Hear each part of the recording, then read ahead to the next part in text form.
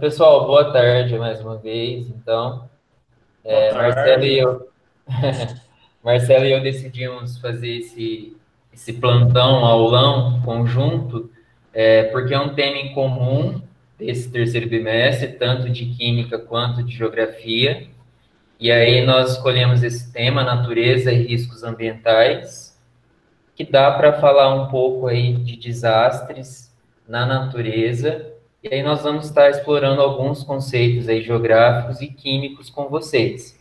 Então esse é um primeiro caminho aí para a gente tentar começar a trabalhar dessa maneira, não só esse ano, mas também no ano que vem e nos anos seguintes aí. É lógico que não dá para a gente trabalhar sempre dessa maneira, mas uma vez ou outra é interessante e bacana. Eu acho que dá para aprofundar isso um pouco mais das próximas vezes. Então, espero que vocês gostem da aula. Tentamos aí diversificar da melhor maneira possível. Se vocês tiverem dúvidas, pode colocar no chat ou de repente pode fazer a pergunta ao vivo. E aí a gente vai tentar responder hoje e também nos nossos próximos plantões individuais. Lembrando, pessoal, que tanto a minha parte quanto a do Ivan dá continuidade aos nossos conteúdos, né?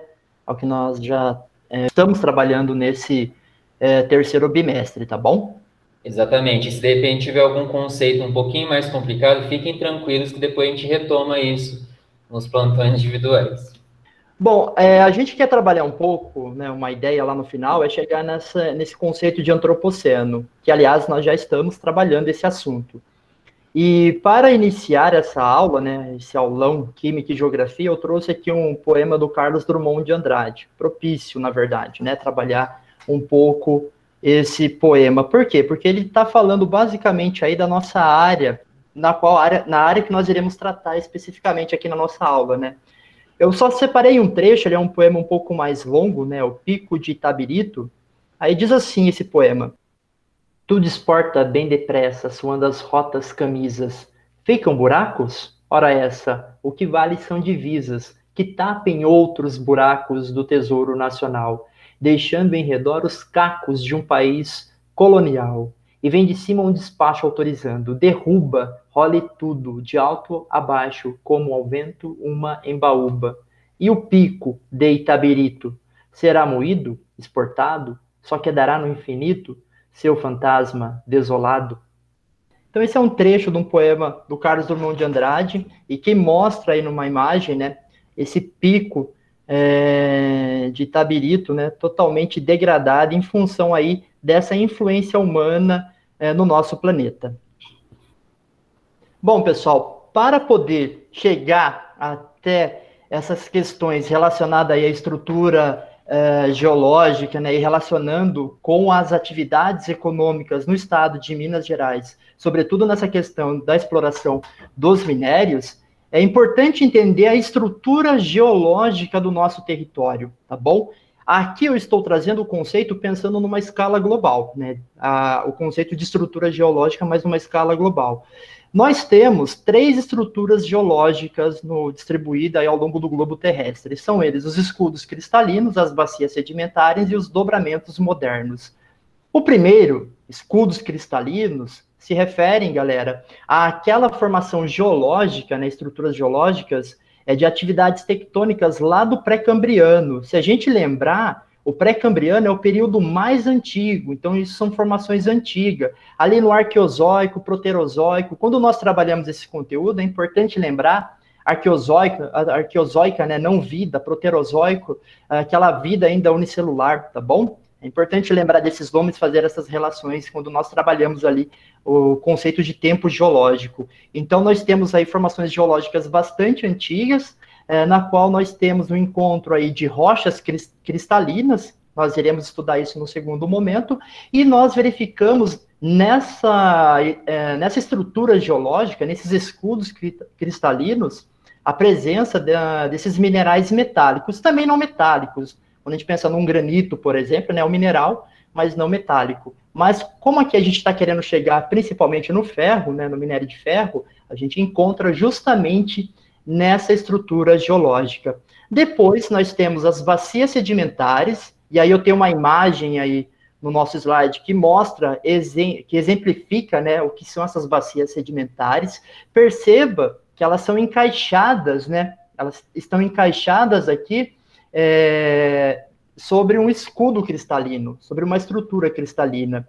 E a gente vai verificar o seguinte ponto: essa bacia sedimentar era preenchida por sedimentos, e esses sedimentos são desgastes das estruturas de relevos como o escudo cristalino, né? Como as estruturas geológicas, né, do escudo cristalino. Então, aqui sofre a ação do vento, da água, desgasta, esses sedimentos vão sendo depositados nas camadas mais inferiores. Então, os sedimentos depositados nas camadas mais superiores são mais recentes, enquanto os mais profundos são mais antigos. E nós temos aí a formação dessas bacias sedimentares.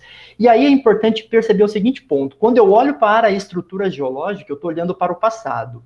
Tá bom? Eu estou olhando para o passado. E isso é importante, porque quando a gente vai falar, por exemplo, se os escudos cristalinos são formados lá no pré-cambriano, né, no Arqueozoico, na Proterozoica, entre 4,5 bilhões de anos e aproximadamente 570 milhões de anos, as bacias sedimentares são formadas, as mais antigas aí, né, no Paleozoico, que vai de 570 milhões até 250 milhões de anos aproximadamente, e no Mesozoico, né, que é de 250 milhões a 65 milhões de anos. Então, tem a formação dessas estruturas geológicas. E é nela que eu encontro, por exemplo, os combustíveis fósseis. E a palavra combustíveis fósseis ajuda a entender. Por quê? Porque são fósseis soterrados nessas estruturas sedimentares. Eles foram soterrados. E esses fósseis, né, podem ser de origem vegetal, que dá origem ao carvão, ou de origem de fósseis de animais, né, que dá origem ao petróleo, por exemplo. Por último, nós temos os dobramentos modernos. São da era Cenozoica, do ponto de vista geológico, isso é muito recente. Então, datam aí de 65 milhões de anos, aproximadamente 1 milhão de anos, né?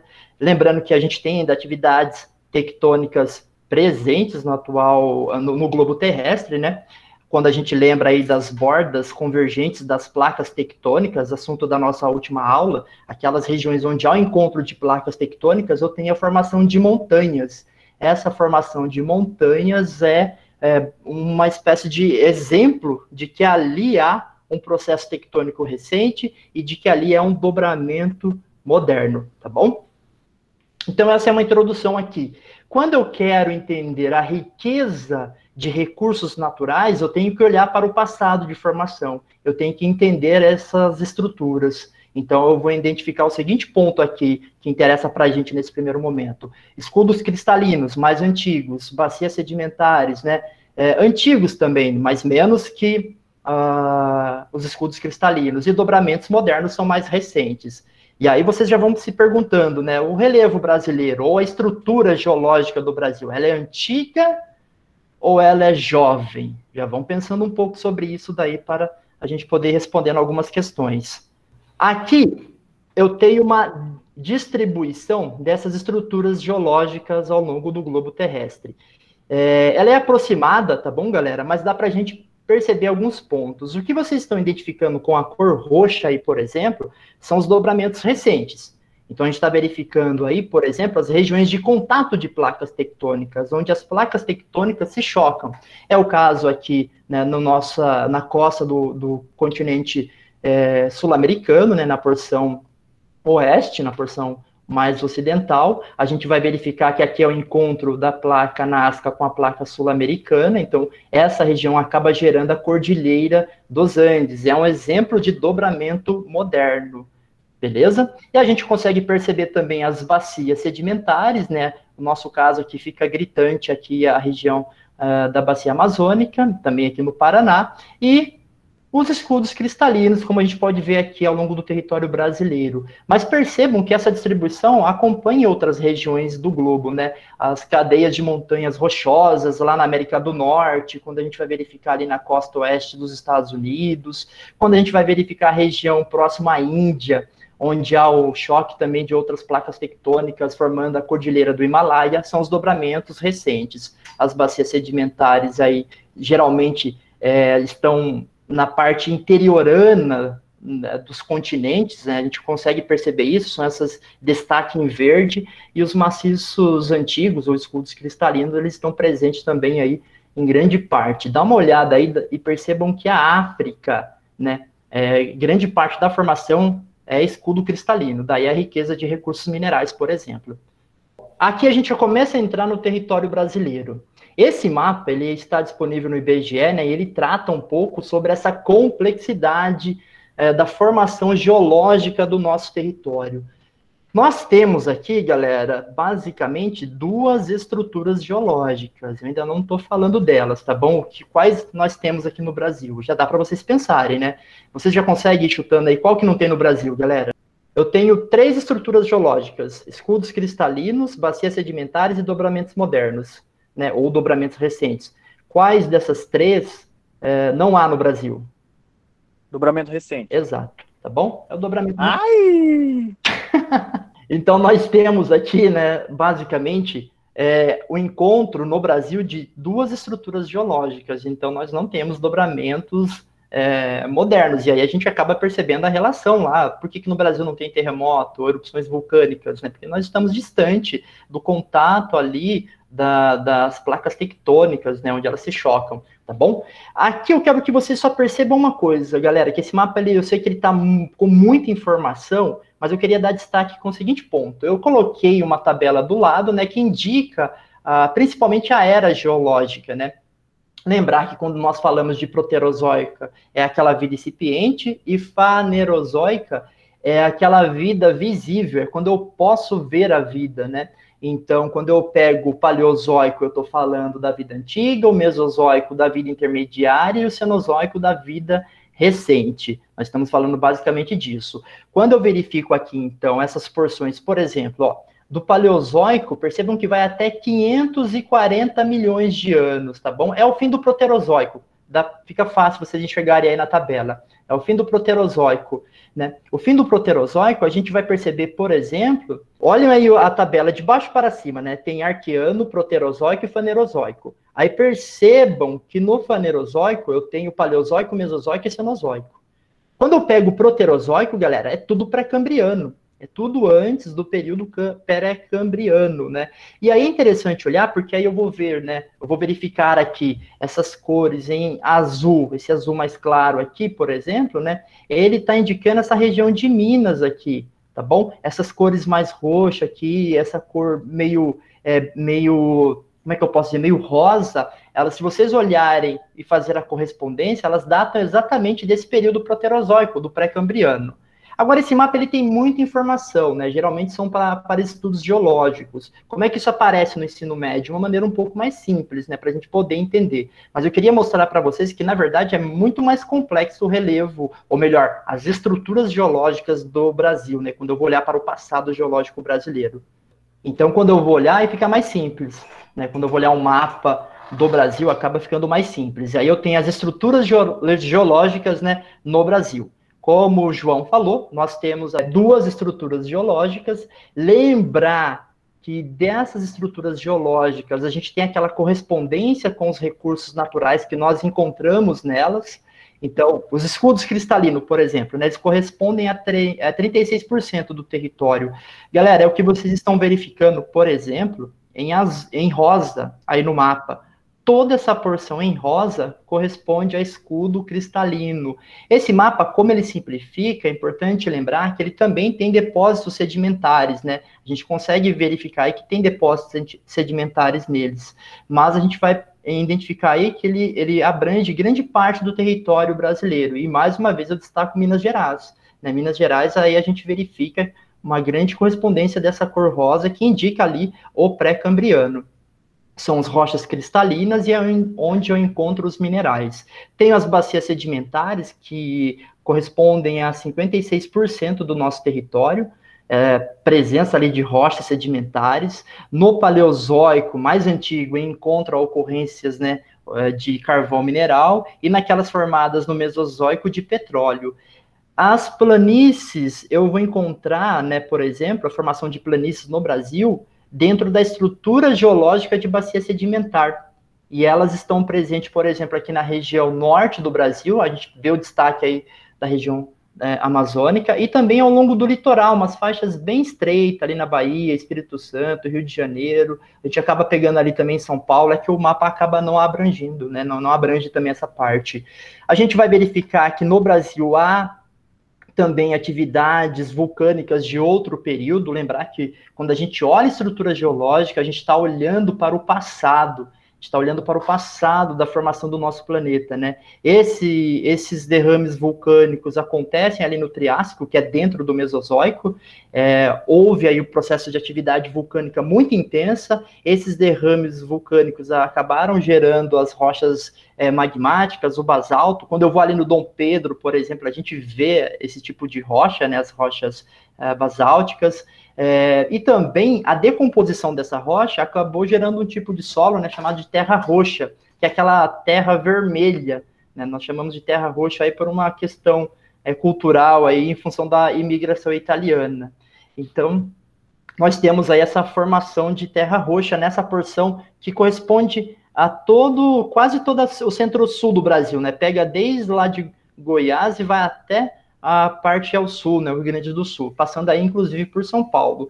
Então, vocês podem perceber que Minas, só o Triângulo ali, a região do Triângulo Mineiro, me corrija se eu estiver errado, Ivan, mas acho que é isso mesmo, né?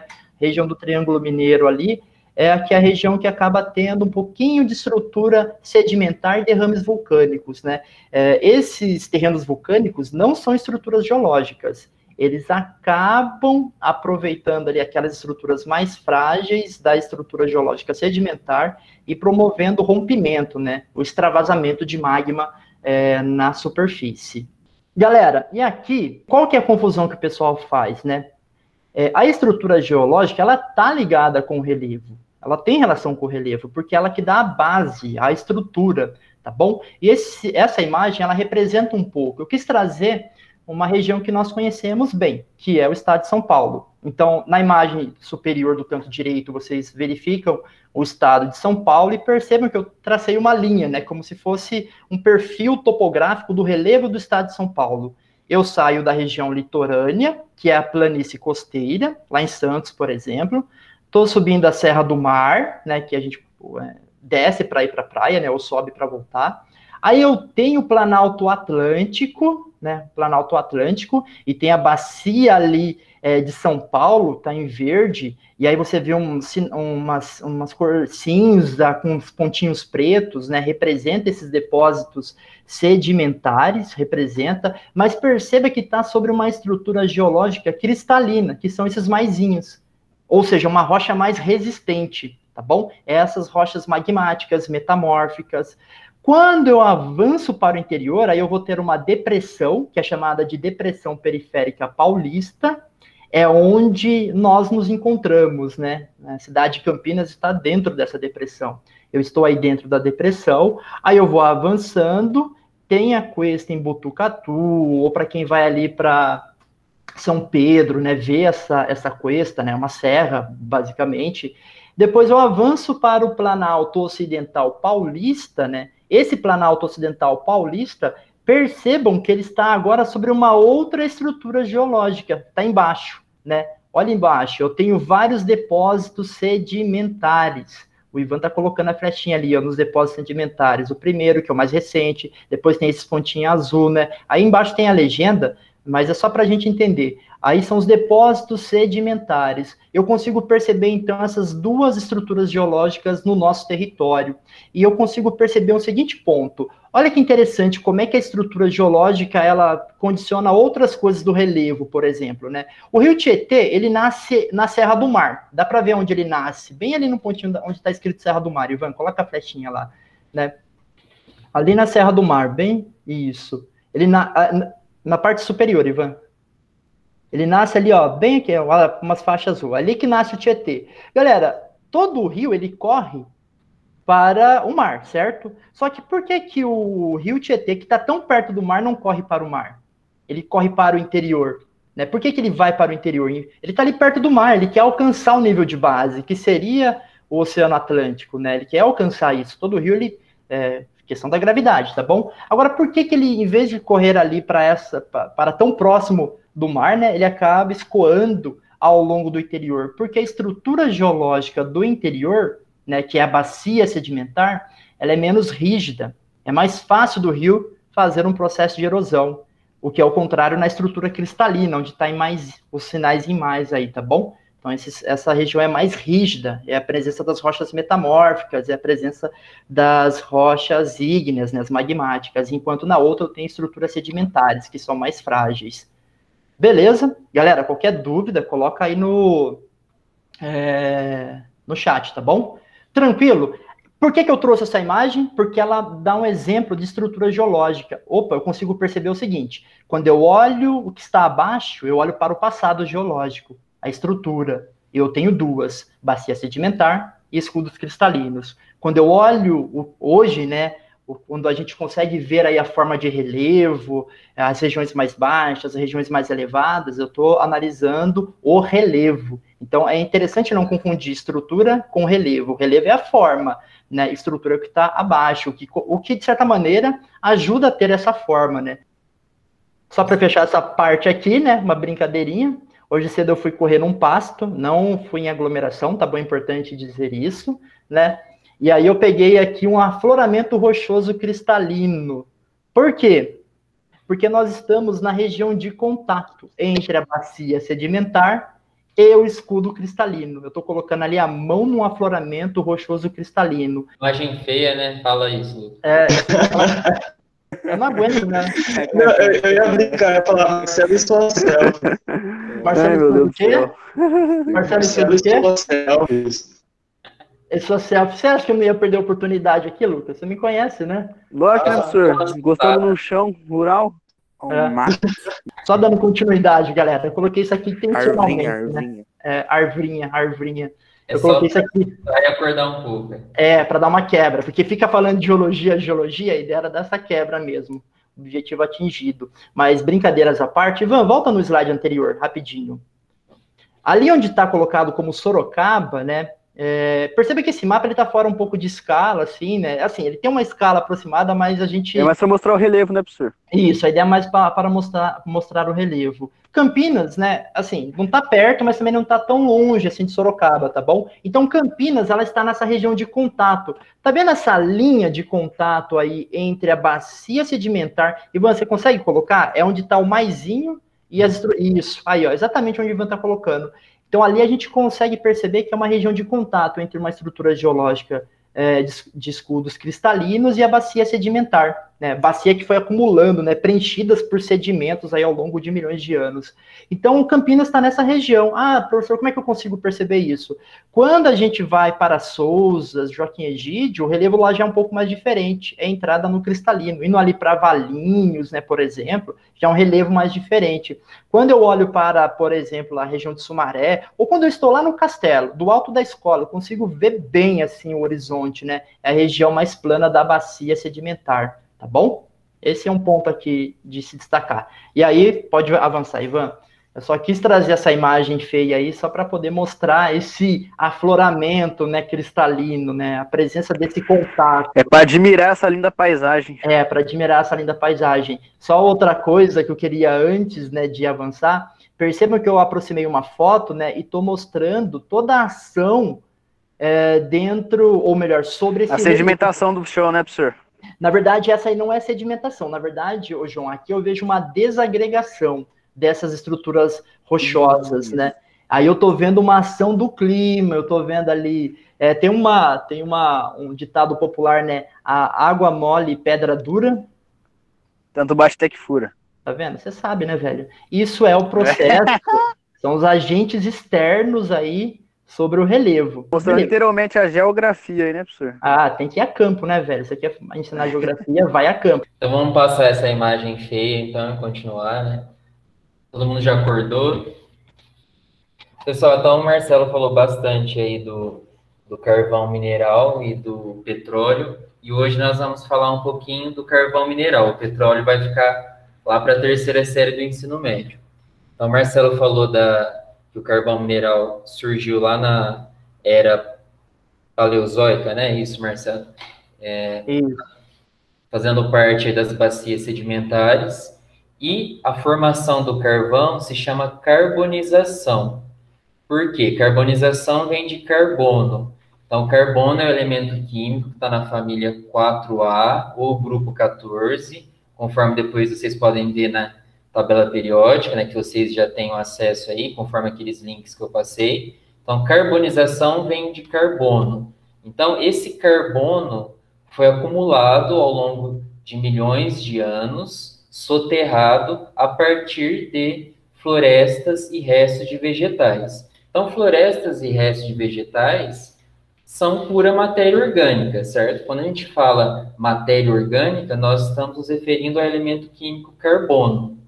Então, nós, por exemplo, somos um amontoado de milhões de átomos de carbono. Nós somos pura matéria orgânica também.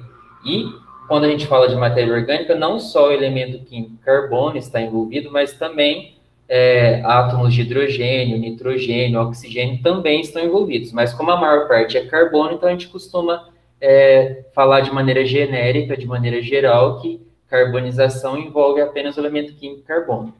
Então, esse processo de formação do carvão mineral ocorreu ao longo de milhões de anos, a partir de um aumento de temperatura e de pressão e com pouco oxigênio. Então, esse processo se chama carbonização. Quando a gente fala de aumento de temperatura e de pressão, a gente está pensando em agitação das moléculas. Então, se houve aumento de temperatura, houve agitação das moléculas. E a gente pode dar um outro nome para isso também, que se chama entropia. Quando a gente fala em entropia, a gente está falando do grau de desorganização dessas moléculas. E foi isso que aconteceu ao longo do tempo. Então, antes de falar de carvão mineral, só vou falar um pouquinho da diferença de carvão mineral e vegetal.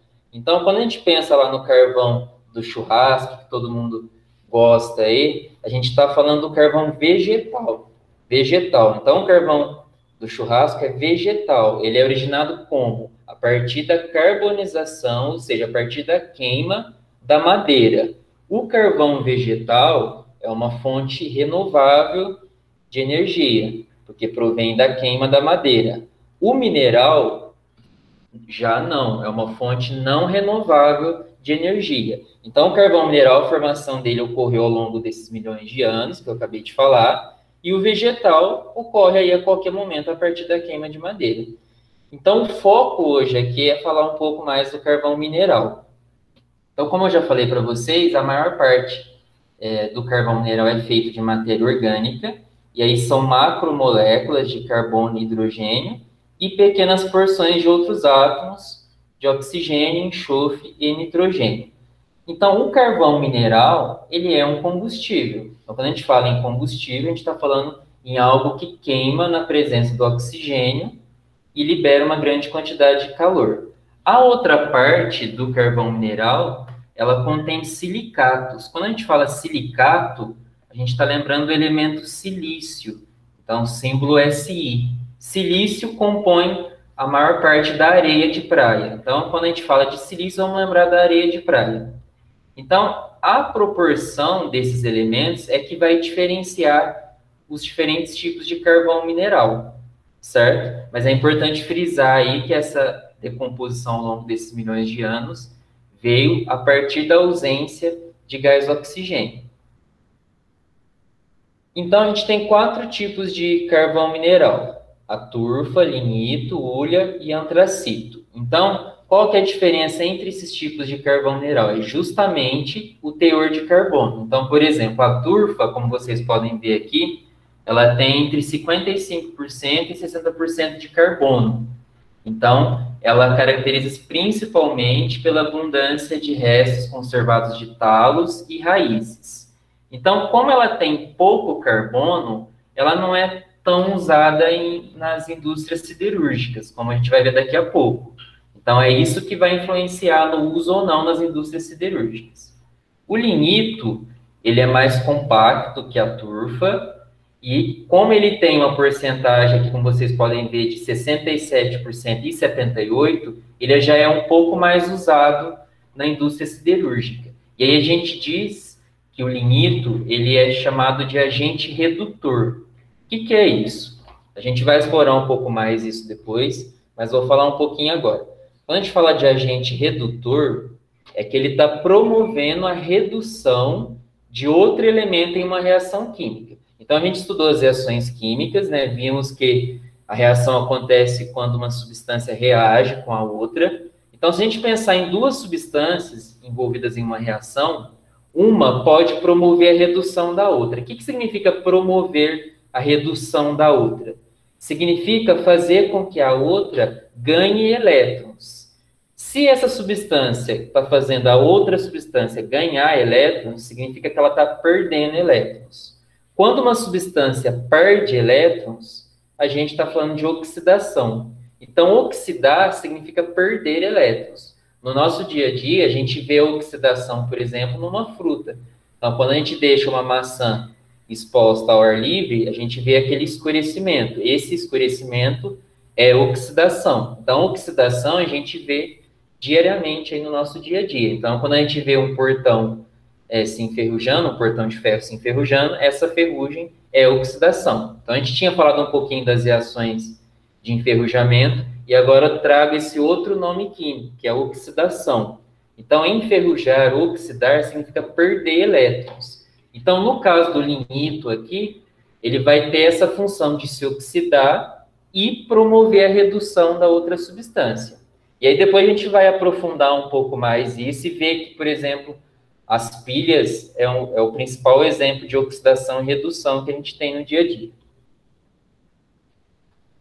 O terceiro tipo de carvão mineral é a hulha. Então, a hulha ela já tem um pouco mais de teor de carbono, veja só, entre 80% e 90%. Então, ela é composta de, além de carbono, dos restos vegetais, né, parcialmente conservados, tem elementos voláteis. O que é volátil? Que passa facilmente para o estado de vapor, detritos minerais e água. E aqui eu trago outro conceito para vocês, que é o de poder calorífico. Quanto maior o teor de carbono, maior é o poder energético ou o poder calorífico do combustível. Então, o poder calorífico da hulha é em torno de 7.000 a 8.650 quilocalorias. Então, vocês já ouviram falar no dia a dia em relação aos alimentos, né? Quando a gente come determinado alimento, a gente está ingerindo uma certa quantidade de calorias. Quilocaloria é a caloria multiplicada por 1.000. Então, a gente está falando de uma alta quantidade de energia aqui. Calor é uma forma de energia. Vocês vão estar aprofundando isso em física no ano que vem.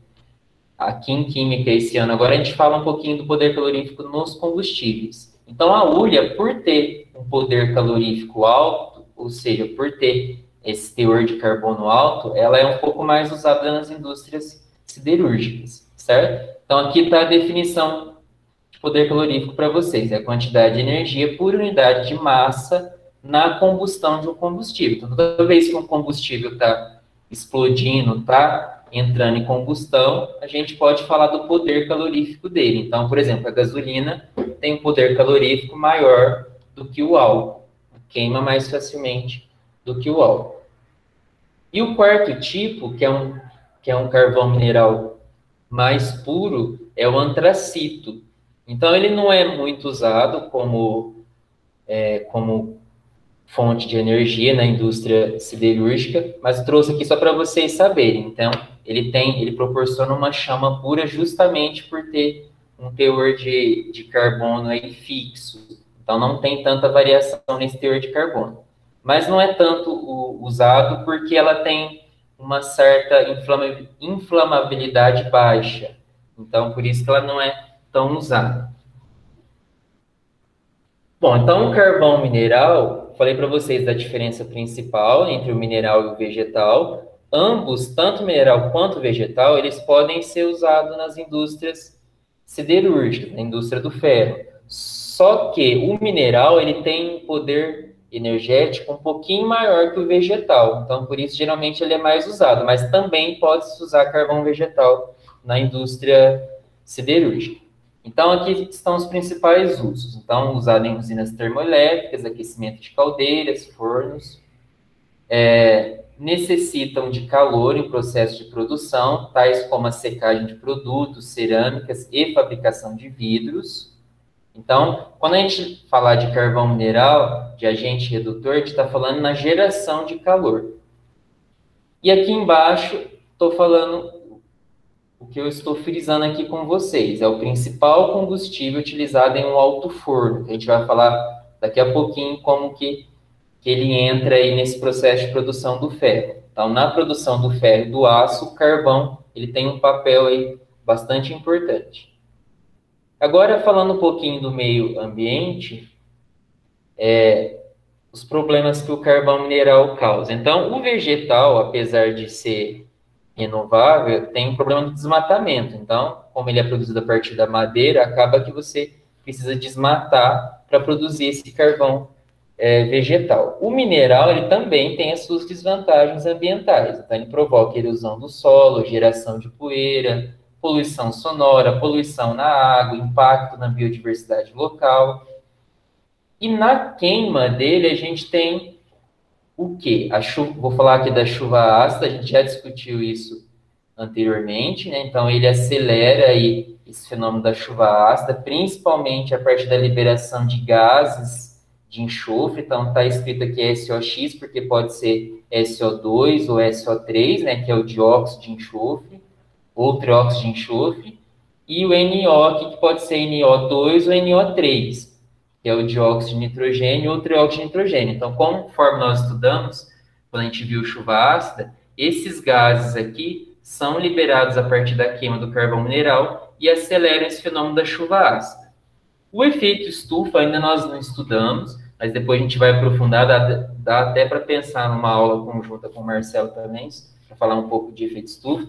O efeito estufa é um fenômeno natural, mas que a queima do carvão mineral aí pode também fazer com que esse fenômeno não mais se torne tão natural assim, né? Então, acaba que provoca um aquecimento maior aí dessa camada de estufa, a partir da liberação do gás carbônico, que é o CO2, e do gás metano. Mas isso depois a gente vai falar um pouquinho mais. Queria só focar mais aqui na chuva ácida mesmo, que já é um fenômeno que nós estudamos. Também a emissão de partículas e a emissão de elementos contaminantes. Mas, na verdade, aqui o que o carvão mineral causa mesmo é mais o efeito estufa e a chuva ácida. Bom, pessoal, agora a gente volta ali, né, depois de eu ter feito uma introdução sobre estruturas geológicas, né, falar ali das três, né, então escudos cristalinos, bacias sedimentares e dobramentos modernos. E depois, né, a gente entender que no Brasil dominam essas duas estruturas geológicas de escudos cristalinos e bacias sedimentares, e a gente perceber a distribuição, a gente acaba focando agora no estado de Minas, né, que é o objetivo final aqui da nossa aula, né, falar de um evento naquela região.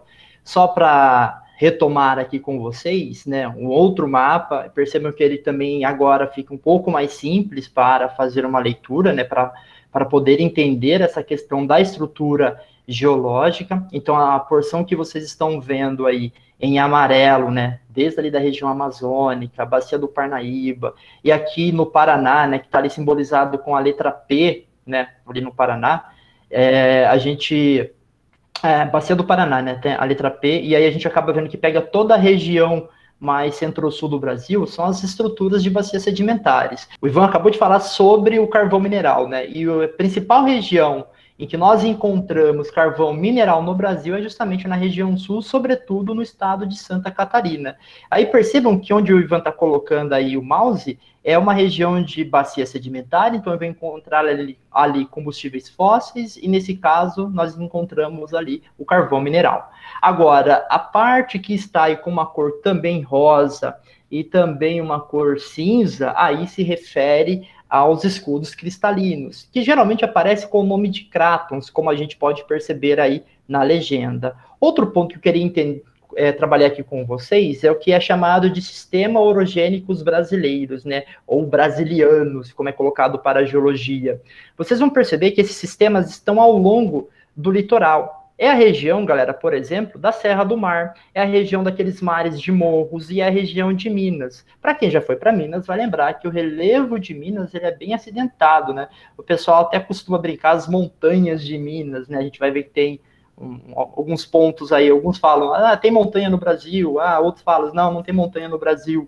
Do ponto de vista geológico, não faz sentido pensar em montanhas no Brasil, porque nós estamos distante das bordas das placas tectônicas que estão se encontrando, né, o choque das placas tectônicas, e a gente tem, na verdade, regiões elevadas, mas que datam de outro período. Não é à toa que escudos cristalinos também podem ser chamados de cratos ou dobramentos antigos, montanhas antigas, né, que foram arrasadas aí, já que elas estão há mais tempo aí exposta ao processo de intemperismo, ao processo que o clima acaba agindo sobre essas formas de relevo e, portanto, também de estrutura geológica. Mas eu quero destacar o seguinte ponto: o contorno em vermelho que destaca o estado de Minas Gerais, né, acaba trazendo aí, basicamente, as estruturas geológicas das quais a gente falou, né, e principalmente o escudo cristalino, tá bom? E aí, quando a gente vai pegar o outro mapa, eu tenho uma região ali de Minas, chamada de quadrilátero ferrífero, né, que envolve aí os municípios de Sabará, próximo a Belo Horizonte, Santa Bárbara, Mariana, Ouro Preto, Congonhas, Nova Lima. É uma região ali, um verdadeiro quadrilátero, né, que é responsável por mais de 70% das reservas de minério de ferro do Brasil, tá bom? Então é uma região que tem uma produção de ferro muito alta. Hoje, região ali de Carajás, no Pará, onde o Ivan colocou aproximadamente ali, né, a flechinha, ali também tem uma região de Carajás que acaba explorando muito. Ali tem de tudo: minério, bauxita, manganês, tem um monte de coisa. Aqui no quadrilátero ferrífero a gente vai encontrar principalmente ferro, tá bom? Não é à toa que nessas regiões aí tem uma atuação da Vale, a antiga Vale do Rio Doce, era uma empresa estatal, foi privatizada durante a década de 90, e mesmo sendo privatizada, hoje, de certa maneira, ela detém um certo monopólio da exploração de minérios no Brasil. Ela acaba tendo outros nomes também, né, as suas subsidiárias, né, mas é a Vale que basicamente comanda essa exploração, tá bom? Então, é só para identificar. Então, a gente está identificando. Então, eu fiz todo aquele caminho de estruturas geológicas para a gente entender que Minas, né, é rico em minerais, né, ou no caso aqui, minério de ferro, porque está sobre uma estrutura geológica de escudos cristalinos, lembrando que o Brasil tem duas, inclusive as bacias sedimentares. Beleza? Então esse era o ponto que eu queria chegar aqui. Pessoal, então o Marcelo falou do quadrilátero ferrífero, então nós vamos nos encaminhar agora para falar um pouquinho do ferro. Mas antes de falar do ferro e da produção, só trouxe aqui um slide para vocês para falar das propriedades dos metais. Então, como vocês podem ver na tabela periódica, depois vocês podem observar melhor, a tabela ela é composta em grande parte por metais. Os elementos que não são metais constituem uma pequena parte apenas da tabela periódica.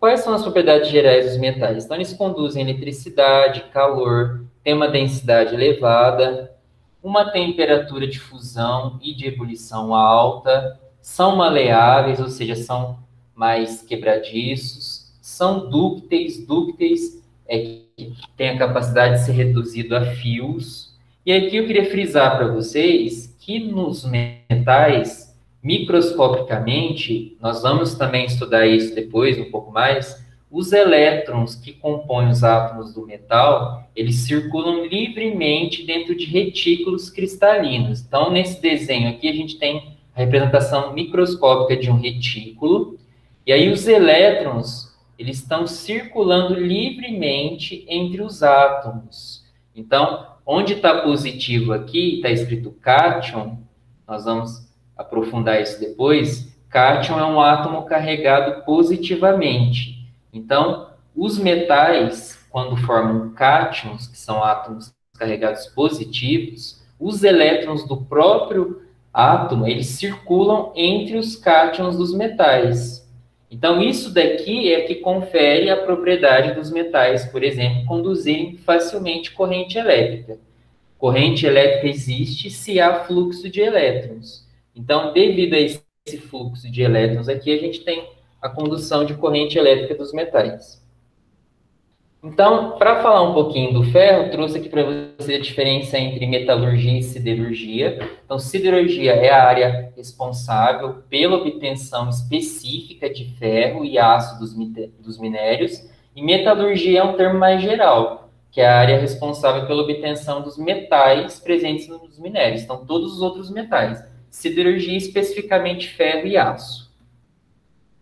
Então, o ferro, vocês depois podem pesquisar um pouco mais historicamente, eu acho que vocês até viram com a Adriana no início do ano, a idade do bronze, a idade do ferro.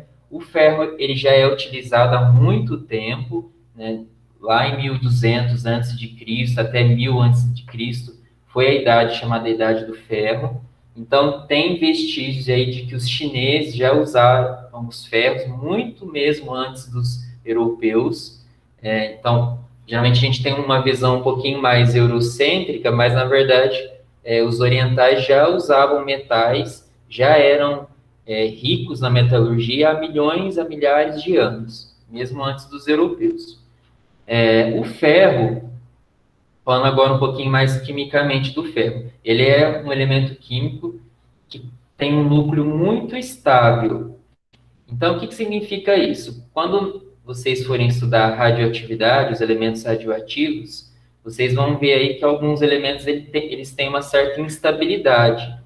O ferro, ele tem uma estabilidade muito grande, justamente pelo quê? Porque ele tem uma massa grande, então a massa atômica do ferro é aproximadamente 56, né, que a gente está estudando isso agora, e o número atômico dele é 26, conforme vocês podem verificar na tabela periódica. Nós estamos estudando os isótopos, então aqui estão os isótopos do ferro. Isótopos são o quê? São elementos químicos com o mesmo número de prótons e massas diferentes. Então, veja aqui as diferentes massas do ferro. Pode ter massa 54, 56, 57, 58. Então, são os diferentes tipos de átomos do ferro. Mas a maior parte do ferro tem massa 56, 91,7%. Então, lembra que eu falei para vocês por que a massa atômica na tabela periódica é um número com vírgula? Justamente porque é a média da massa dos isótopos. Então, quando a gente faz a média aqui da abundância desses átomos na natureza, a gente chega no número com vírgula. Então, por isso que a massa do ferro é 55,9 a aproximadamente 56. Geralmente, a massa que prevalece é a massa do elemento com maior abundância na natureza. Como o elemento com maior abundância é o ferro com massa 56, por isso que a massa do ferro é 56. Então, ele é o quarto elemento mais abundante na crosta terrestre, e assim não é encontrado isolado na natureza, ele é encontrado junto com oxigênio. Então, veja aqui as diferentes formas em que o ferro é encontrado. Então, a gente tem a hematita, a fórmula química é Fe2O3, 2 átomos de ferro, 3 de oxigênio. A magnetita, Fe3O4, né, 3 átomos de ferro e 4 de oxigênio. A pirita, FeS2, 1 átomo de ferro, 2 átomos de enxofre. A siderita, FeCO3, 1 átomo de ferro, 1 átomo de carbono e 3 de oxigênio.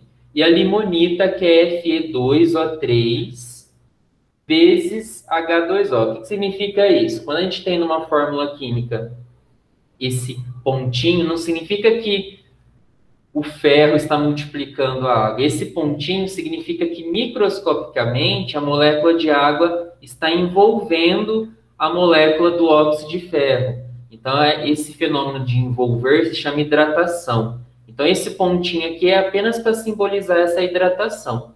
E na hora de calcular a massa dessa substância, a gente tem que somar a massa do óxido de ferro com a massa da água, certo? Mas nós vamos focar aqui principalmente nos minérios hematita e magnetita. A hematita geralmente é o minério mais encontrado, que é o Fe2O3.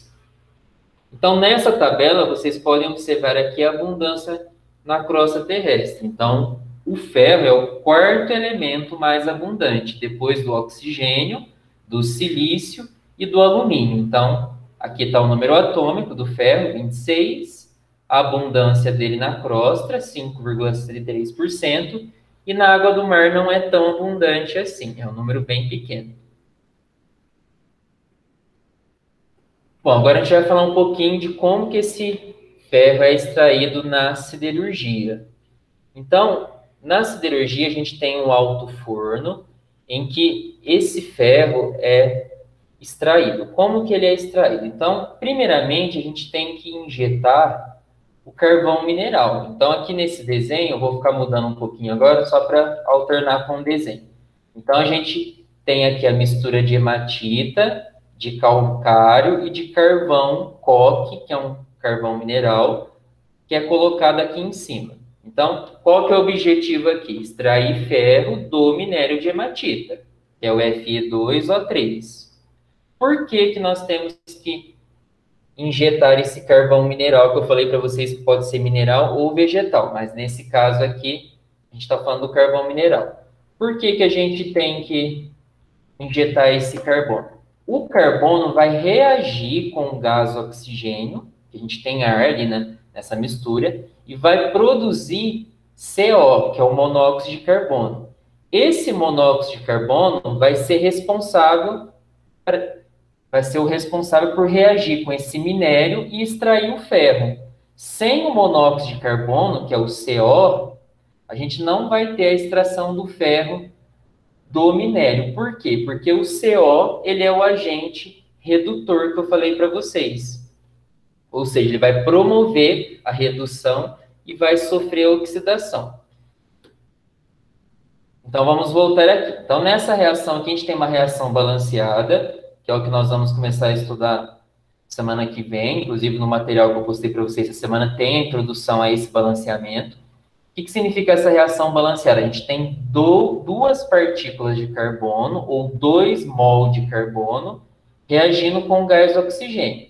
Então, se eu não tiver esse número que está aqui na frente, que a gente chama de coeficiente estequiométrico, a gente não tem uma reação balanceada. O que significa ter uma reação balanceada? O mesmo número de átomos nos reagentes tem que ter no produto.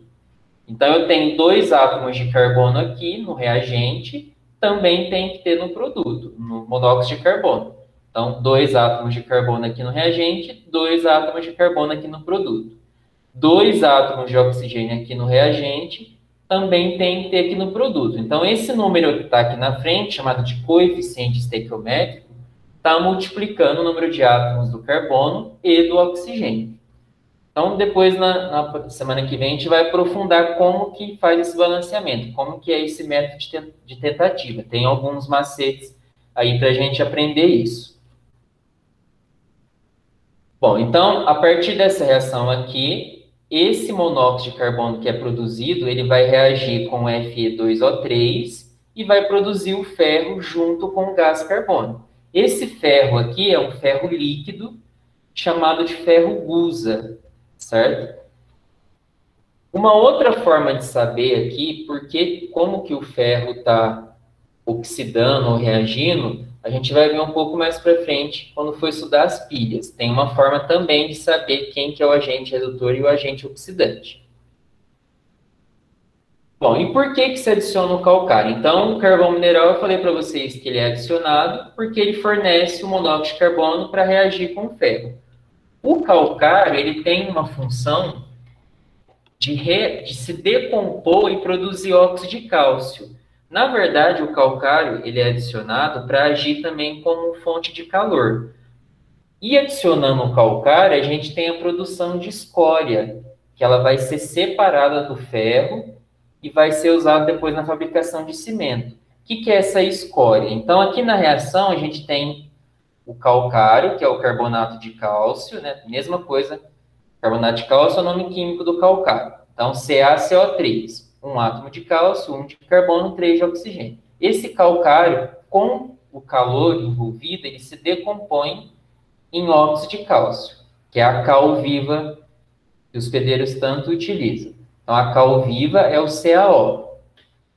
O óxido de cálcio, ele vai interagir com as impurezas do minério e vai formar esse silicato de cálcio, que é a escória que vai ser usada na fabricação do cimento. Então, o calcário ele tem essa função de fornecer mais energia ainda, mais calor, e também com a função de depois produzir essa escória que vai ser utilizada na fabricação de cimento. Então, veja que a siderurgia, ela produz não só o ferro, que tem inúmeras utilidades, mas também como contribui aí para a fabricação de cimento. Então, qual que é a composição desse ferro líquido que sai aqui embaixo, nessa seta aqui. Então, entrou aqui em cima aí o minério, o calcário e o carvão. Então, a gente tem uma convecção aqui, um fluxo de ar quente dentro dessa torre. E aí o ferro sai aqui embaixo, o ferro líquido de um lado e essa escória usada para a fabricação de cimento de outro. Qual que é a composição desse ferro que sai? Esse ferro que sai, ele tem, além do ferro, ele tem entre 2% e 4% de carbono, tem silício, tem manganês, fósforo e enxofre. Esse ferro gusa que sai, ele não tem uma aplicação direta. Por quê? Porque ele tem uma porcentagem considerada alta de carbono, pode chegar até 5%. Quando a gente tem uma porcentagem alta de carbono, a gente diz que esse ferro ele é muito duro e ao mesmo tempo quebradiço. Então, vamos pensar aí no cabelo, por exemplo, quando a gente usa um shampoo que deixa o nosso cabelo duro, ao mesmo tempo o cabelo fica quebradiço. Se a gente tem uma substância também que é dura e quebradiça, ela não tem tanta utilidade. Então, o que tem que fazer? Tem que passar por um outro processo para tirar um pouco desse carbono. E aí a gente tem a produção do aço. Então, é claro que esse ferro gusa que sai, ele tem utilidade? Ele tem utilidade, mas a utilidade maior vem com o aço. Veja só, o aço, aqui a gente tem o aço de ferramenta e o aço doce, ele tem uma porcentagem menor de carbono. Então, o aço de ferramenta, utilizado, por exemplo, para molas, facas, cabos de aço, trilho de trem, ele tem uma porcentagem entre 0,4% a 1,7% de carbono. Esse ferro gusa que é produzido, e que tem uma quantidade de carbono maior, ele também tem uma utilidade, mas uma utilidade menor, justamente porque ele tem mais carbono. Então, o carbono ele é utilizado aí como agente de resistência. Quanto mais carbono, mais duro e quebradiço o ferro é, e aí ele tem uma utilidade menor. O aço, ele tem uma utilidade maior justamente porque ele tem menos carbono. Bom, pessoal, o Ivan, então, a gente fala um pouco da estrutura geológica, chega ali em Minas, né? Aí o Ivan fala do ferro, que é justamente a maior reserva mineral de minério de ferro ali no quadrilátero ferrífero. O Ivan aí deu um ponto aí como se dá esse processo, né, de extração e ali no processo até de primeira transformação, né, Ivan, da indústria extrativista do minério, tá bom? Agora a gente volta aqui para poder contextualizar agentes externos, né, ou exógenos do relevo. Quando eu falei de estrutura geológica, quando a gente falou de forma de relevo, essas estruturas, elas permanecem intactas na superfície? A gente falou que não, né? Na verdade, tem um processo de desagregação. E esse processo de desagregação se dá do seguinte ponto, né? Eu tenho aí dois processos de ação no relevo, né? A gente fala no relevo porque é o ponto onde o clima, né, está agindo. Lembrar aí que quando a gente pensa em clima, né, são os processos predominantes que acabam promovendo o que nós vamos chamar de denudação, ou seja, desgaste do relevo através dessa ação, né, desse clima. Eu trouxe essa imagem que está mostrando ali, né, quando a gente vai ver as forças exógenas, é a chuva, é o vento, tá bom? É o rio. Então, isso são os agentes externos. Os agentes internos é aquilo que a gente falou na aula na semana passada, sobretudo em função do tectonismo, né? Orogenia, hiperogenia, vulcanismo, terremoto, enfim, isso aí são os agentes internos. Quando eu tenho choque de placa tectônica, uma placa enruga e acaba formando as cordilheiras, né, ou as cadeias de montanhas. Então, isso é um processo interno.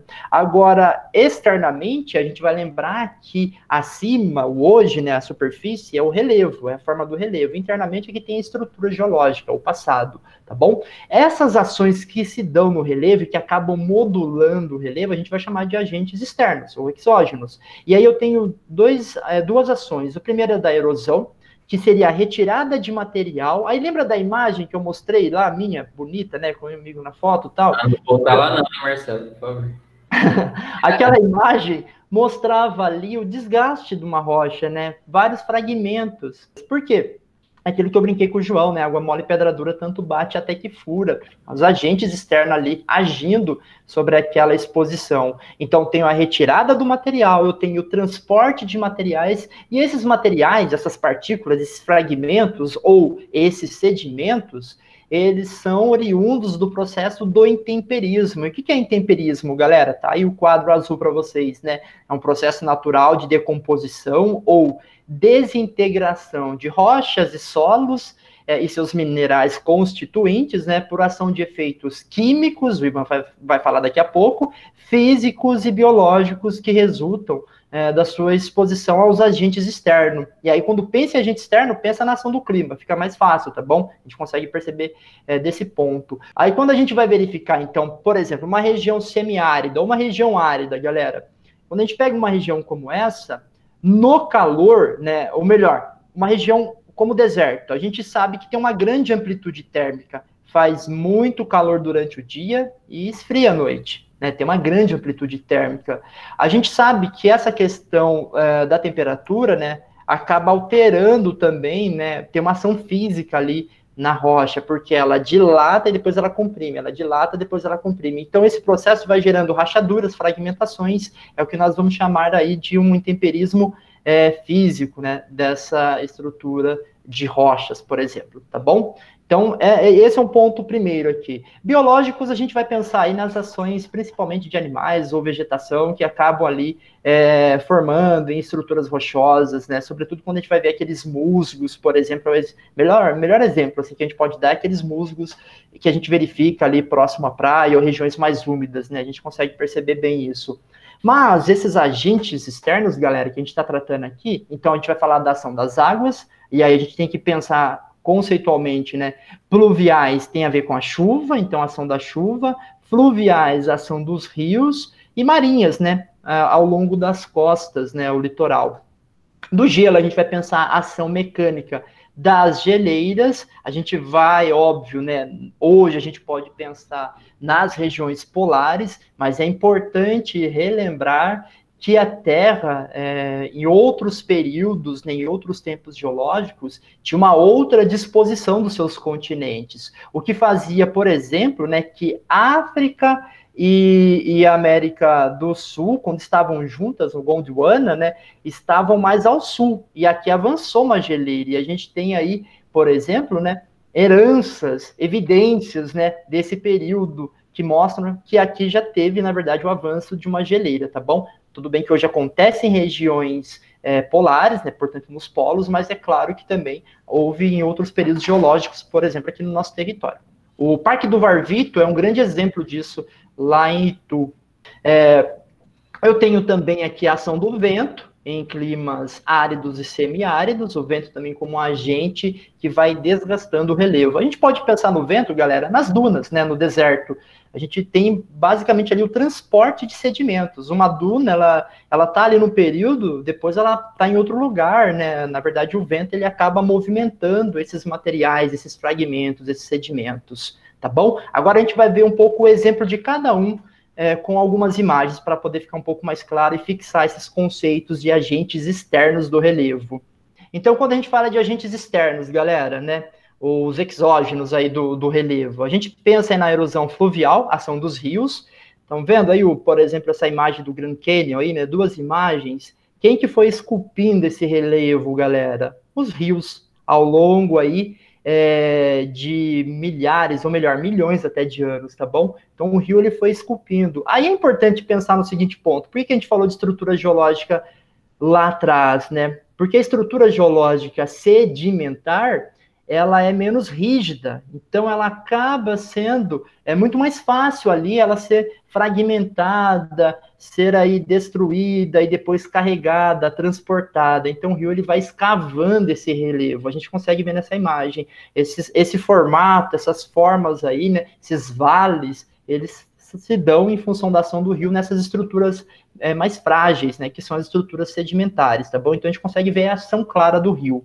Aqui nós temos também uma continuidade da ação das águas, né, que são as chuvas pluviais. Lembrar, né, galera, quando a gente tem a chuva as chuvas pluviais, depois a gente acaba tendo escoamento superficial das águas. Quando se dá numa costa íngreme, essa água ganha velocidade, portanto, maior força de destruição em função aí da gravidade. E quando eu tenho uma ocupação humana que acaba, de certa maneira, né, tirando ali a proteção do solo, retirando a vegetação, acaba potencializando as ações dessas chuvas. Então, tem um efeito muito claro aí. É óbvio que também que a chuva por si só, se for muito forte e concentrar o solo ficar encharcado, né, acaba ocorrendo esse escorregamento de massa independente da ocupação humana, mas a ocupação humana acaba potencializando esses processos, tá bom? Eu tenho também aí nas encostas, né, nas regiões litorâneas, né, ao longo aí das praias, a gente vai perceber essa formação geomorfológica, né, esse declive, né, parece uma serra bem pequena, próxima aí à praia, né, na linha de costa, chamado falésia. Então, na maré alta, o oceano ele acaba avançando, promovendo uma abrasão, solapamento, né, ou seja, o mar ele vai destruindo essas falésias. Então, a gente vai percebendo uma clara ação desse agente externo nessa estrutura, né? E a gente pode ver que não é uma estrutura tão rígida assim, né? É uma estrutura de deposição de sedimentos ao longo da costa, tá bom? Então, é a ação do mar aí promovendo a abrasão. A segunda imagem mostra aí a força do estilo vento, né? A gente consegue perceber aí a ação eólica, a ação do vento também nessa questão das dunas, mas também numa estrutura rochosa. Então, ela acaba, por exemplo, pegando uma parte mais frágil, conseguindo ali promover um processo de desgaste, de erosão. Como eu falei, né, essas rochas, geralmente, elas vão sofrendo fragmentações em função do intemperismo, né? Esquenta, esfria, ela vai desagregando e o vento vai e termina de fazer o trabalho final. Acaba desgastando, transportando e depositando em uma outra região, tá bom? É a ação do vento, é a ação eólica, ou a erosão eólica. Nós temos também aqui, enquanto ações exógenas, né, a erosão glacial, que é a ação do gelo. Aí eu vou dar um destaque para vocês. Na imagem inferior do canto esquerdo, a gente vai verificar, né, duas imagens, né, a primeira mostra ali uma fenda de uma rocha e é ocupado por água, né, aí essa água, ela congela, né, e aí ela acaba promovendo, né, uma dilatação, tá bom? Ela acaba dilatando, ou seja, esse também é um intemperismo físico, tranquilo? Então, a gente consegue perceber isso. Quando há um avanço de enormes geleiras, galera, a gente vai verificar, por exemplo, a construção desses fiordes, né, que são as estruturas comuns na parte setentrional, né, na parte ao norte do continente europeu, que são essas regiões por onde passa uma geleira. Quando a geleira recuou, aí o mar avança, né, acaba promovendo aí uma transgressão marinha, um avanço do mar sobre o continente, aí a gente tem esses fiordes, costumam aparecer, né, nesses seriados, ali nos Vikings, por exemplo, a gente consegue ver essa imagem clara dessas regiões. Ou mesmo essas marcas, como está na imagem no canto superior esquerdo aí para vocês, tá bom? Essas linhas, né, que mostram a ação dessas geleiras. E aqui embaixo, ó, eu tenho, por exemplo, o que seria essa abrasão? Eu tenho um fluxo de gelo avançando que vai fazendo um atrito com a rocha. Então, nós temos no Brasil algumas rochas que têm sinais, né, dessa abrasão, desse avanço de geleira em outros períodos. Lembrar que muitas geleiras no atual período, elas estão recuando, né, em função aí de mudanças climáticas. Esse é um ponto de se destacar aqui também, né, já que a gente já está falando disso. E, por último, os agentes externos exógenos, a ação do homem, né, galera? Quem que promove essa mudança no relevo aqui, né? A atividade mineradora. Olha o tamanho do estrago. Se vocês olharem com muita atenção, vão perceber que lá embaixo eu consigo verificar alguns maquinários, carros, tratores, para ter uma ideia da dimensão do impacto da atividade econômica do ser humano na natureza, né? E como ele muda esse relevo. Então, nós também somos um agente externo. Nós também mudamos o relevo. Seja a hora que eu vou construir uma cidade, a hora que eu vou passar uma rodovia, uma ferrovia, ou explorar algum recurso mineral, ou construir uma usina hidrelétrica. Eu vou estar alterando ali aquela paisagem natural. Então, logo, eu sou um agente externo também. Então, perceba que não são apenas ações naturais, né? Mas também tem a ação do homem presente nesse processo. E aí, gente, quando acontece intemperismo químico, então? Marcelo falou bastante aí do intemperismo físico, né? Quando a gente fala daquele gelo lá naquela fenda, é claro que a gente pode tentar explicar a questão do gelo quimicamente, mas ali a gente está falando da ação física. A ação química, ela vai acontecer o quê? Quando acontece uma reação química sobre aquela rocha. Então, a gente tem falado aí bastante na primeira série do ensino médio sobre reações químicas e a gente estudou que acontece reação quando forma uma nova substância. Então, toda vez que houver a formação de uma substância diferente nessa rocha, a gente vai ter uma reação química. Como que isso pode acontecer? Então, aqui eu coloquei para vocês um exemplo de uma reação química que pode acontecer, por exemplo, em uma rocha. Então, a gente tem o ferro, que está presente aí em alguns minerais, como, por exemplo, a hematita, a magnetita, que eu mostrei para vocês. Esse ferro aqui, reagindo com o gás oxigênio e na presença de umidade, ele gera o quê? O trióxido de ferro. Então, essa reação aqui é um exemplo de intemperismo químico. Então, por exemplo, como que a gente pode observar isso, então? Então, quando a gente tem o átomo de ferro 2+, o que significa isso? A gente fala que é um cátion, né? Átomo carregado positivamente se chama cátion. Quando ele é transformado em outros compostos, o ferro 3+, por exemplo, o que significa esse tanto de mais aqui? Ou eu posso escrever 3+, ou mais. Significa que o átomo de ferro está se oxidando, ele está perdendo elétrons. Quando ele perde elétrons, ele fica mais positivo. Esse número que está aqui em cima aumenta, porque ele perdeu elétrons. Quando esse ferro perde elétrons, quando ele se oxida, a coloração muda. Então, lembra quando a gente estudou que a cor pode ser uma evidência de que aconteceu reação química? Então, nesse caso aqui de compostos que tenham o Fe2+, eles têm coloração cinza esverdeada. Os compostos férricos, que são o Fe3+, eles têm coloração amarelada, ou castanho, ou avermelhada. Então, essa mudança de coloração na rocha caracteriza o intemperismo químico. Então, por exemplo, uma oxidação na hematita faz com que ela fique levemente avermelhada. Então, essa mudança de coloração aí pode ser uma evidência de que aconteceu reação química naquela rocha. Então, para isso, a gente tem que ter presença de água. Se não houver água, essa oxidação fica difícil de acontecer. E também gás oxigênio. E depois a gente vai aprofundar um pouco mais aqui essa questão de oxidação, de número de oxidação. Fiquem tranquilos. Agora, avançando, galera, é importante entender o seguinte ponto, né? Quando a gente está falando agora de uma ação do ser humano na superfície terrestre, nas paisagens naturais, aí eu estou falando de uma interferência agora do ser humano de uma maneira na qual ele vai deixar a sua marca. Quando a gente, então, consegue entender essa ideia, a gente vai percebendo o seguinte ponto. Agora, né, nós nos encontramos, segundo alguns pesquisadores, cientistas, no que vai ser chamado de antropoceno. A gente costuma falar era, né, que seria uma era dos seres humanos, mas se a gente for olhar didaticamente, até do ponto de vista conceitual, o termo correto seria uma época do período geológico, tá bom? Eu já vou explicar por quê. Então, o antropoceno ele é definido pela influência humana na Terra, né? É o ser humano deixando a sua marca, a sua pegada ecológica no planeta Terra. A imagem até simboliza um pouco essa ideia. Então, essa ação dos humanos sobre o planeta. E agora mais do que nunca, né?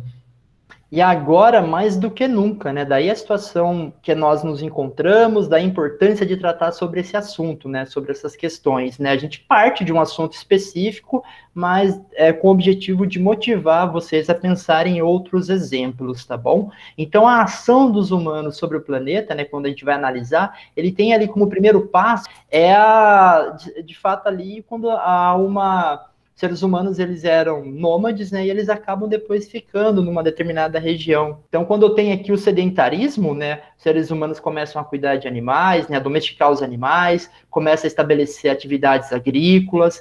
Então, nesse processo de sedentarismo, eu tenho ali uma primeira atividade do ser humano, compreendendo a dinâmica natural da Terra e também criando técnicas para poder se apropriar dessas paisagens naturais, desse espaço natural e agora transformado em espaço geográfico, né? A ação do ser humano. Isso se deu aproximadamente há 11 mil anos atrás. Depois a gente tem como outro ponto de virada, né, que a gente vai verificar, e que é um período marcante para a história, que é a Revolução Industrial no século XVIII, ali na Inglaterra. Né? Começa ali, não termina ali, né? Porque depois a gente tem a segunda Revolução Industrial, a gente tem o avanço aí de novas técnicas, também a necessidade de mais recursos, e necessidade de mais recursos leva a mais exploração de outras áreas, e exploração de outras áreas leva a várias devastações, né? Ou melhor, a vários impactos nas paisagens naturais. Outro ponto que marca é o teste nuclear em 1945, porque aí o ser humano dominando uma outra técnica, né, a fissão nuclear. Então tem o teste ali, tem as bombas de Hiroshima e Nagasaki, enfim, tem aí esse período de corrida, né, armamentista no final da Segunda Guerra Mundial e ali ao longo da Guerra Fria do século XX, é um período de mudança também. E no século XX, né, galera, as marcas da atividade humana se acelerou, né, de fato se acelerou, se acentuaram. Hoje, somos mais de 7 bilhões de habitantes, então é muita gente. Há uma destruição de várias paisagens naturais, sobretudo para ações antrópicas, e vocês podem entender vários exemplos, né? Desde um estabelecimento para moradia, né? A expansão das manchas urbanas, né? Das cidades, mas também para atividades de exploração mineral, atividades agropecuárias, né? E aí a gente pode entender um pouco sobre essa pressão que os biomas brasileiros vêm sofrendo na atualidade, né, em função dessa destruição dessas paisagens. A queima dos combustíveis fósseis, o petróleo, o carvão mineral, tem contribuído aí para a emissão de gases poluentes na atmosfera, potencializando o efeito estufa, que é algo natural, mas quando é potencializado acaba gerando aquecimento global. A presença de plásticos, concretos e metais se espalham por terra e mar. Essa foto onde eu tirei agora há pouco, né, que eu coloquei aqui, do lado tem um depósito de dejeitos também de construção civil, de áreas de obra, né? Então você vê ali ferro, você vê cimento. Imagina um geólogo, né? Se os seres humanos viverem um bom tempo, né? Imagina um geólogo daqui a, sei lá, 1 milhão de anos, supondo que os seres humanos vão viver ainda mais 1 milhão de anos, né? Então ele vai olhar, vai fazer pesquisas geológicas e vai ver aí quais eram os sedimentos daquela época, e vai identificar naquelas camadas de sedimentos, olha aqui, isso aqui é uma rocha de origem humana, então ela não é tão natural assim, na verdade ela foi criada lá naquele período, tal, e que seres humanos utilizavam isso. Entenderam? Então essa ideia é interessante pensar. Hoje a gente consegue perceber esse acúmulo. Vocês já devem ter visto aí várias reportagens de ilhas de plásticos nos oceanos, né? A gente consegue identificar muito isso. O acúmulo de concretos, metais, enfim. E há um elevado consumo de recursos, os recursos naturais. E esses recursos naturais que nós estamos destacando aqui, galera, é a mineração, né? Esse recurso natural que estamos destacando é a mineração. A gente pode falar de outros, mas aqui a gente está falando da mineração, tá bom? O que eu quero dizer, então, quando nós falamos sobre antropoceno, né? Olhem ali a tabela geológica, é a mesma que eu utilizei em outra aula com vocês, né? Nós temos, então, o Proterozoico e o Arqueano, que, lembrar, é o pré-cambriano, porque vem antes ali do período cambriano, é o pré-cambriano, é o mais antigo, é quando o Brasil foi formado. Aí eu tenho o Paleozoico, que seria a vida antiga, o Mesozoico, a vida intermediária, e o Cenozoico, que é a vida recente, né? Então, a vida visível, Fanerozoico, essa é a ideia. E ali a gente tem a formação das bacias sedimentares ao longo desse período. Aí, quando eu vou ali olhar período, né? Terciário, Neogênio, Paleogênio, Quaternário. Aí depois eu vou em época. Aí no final ali, ó, tem Pleistoceno e Holoceno. Então, ali no final tem essas épocas.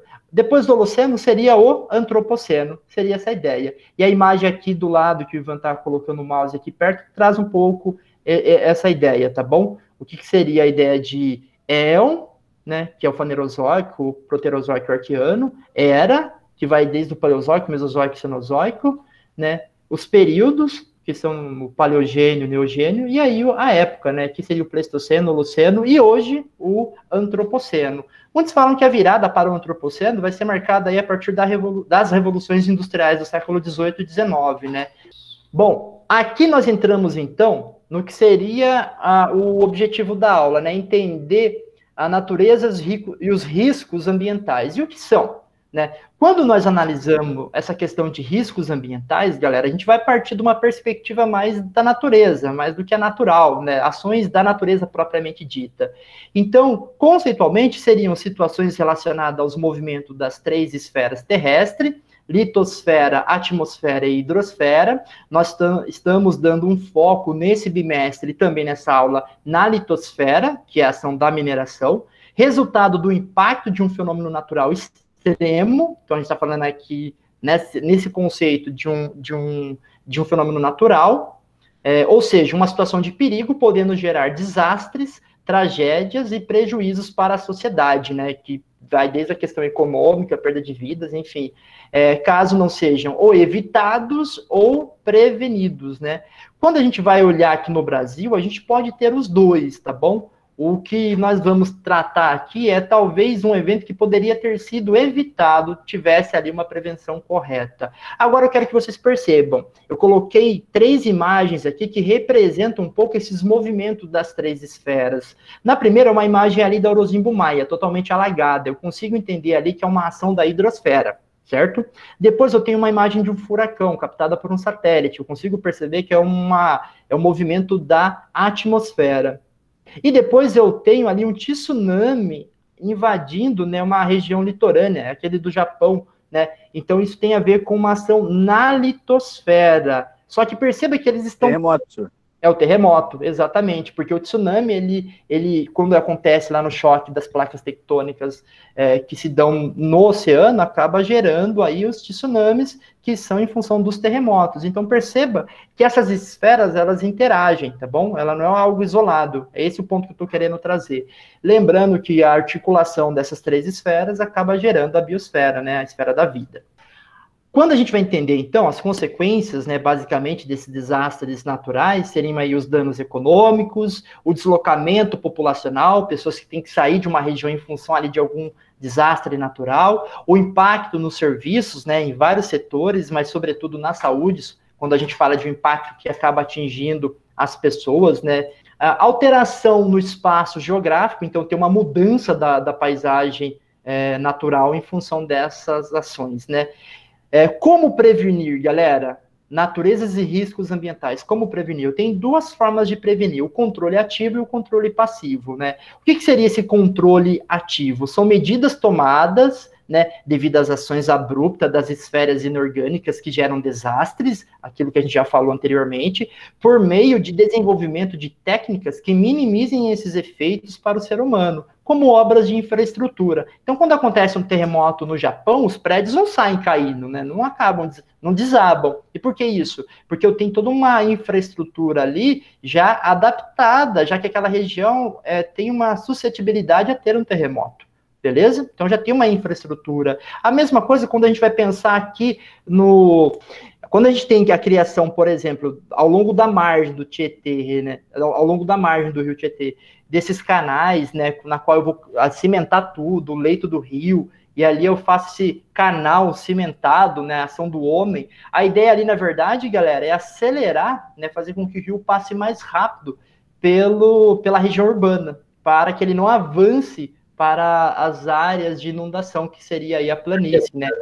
Eu tenho também aqui o controle passivo, que são ações realizadas em áreas de ocorrências de fenômenos naturais, né? Terremotos, furacões, a fim de minimizar os danos e programas emergenciais para a proteção e fuga dos habitantes desses locais de risco. É comum quando acontece um terremoto em uma região que tem essa suscetibilidade, né? Acontecer aí um disparo de uma sirene, avisando as pessoas que podem ter um tsunami e tal. Então, isso é uma ideia de um controle passivo. E as pessoas saem daquela área, ou quando está avançando um furacão, né, as pessoas saem dessa região também. Isso acontece muito na costa leste ali dos Estados Unidos, né, mas ali na região da Península da Flórida, beleza? Então a gente tem, galera, alguns conceitos que são muito importantes para entender essa ideia, e é legal vocês se apropriarem disso daqui para poder pensar no projeto final de vocês, né, do trabalho que a gente vai colocar aqui.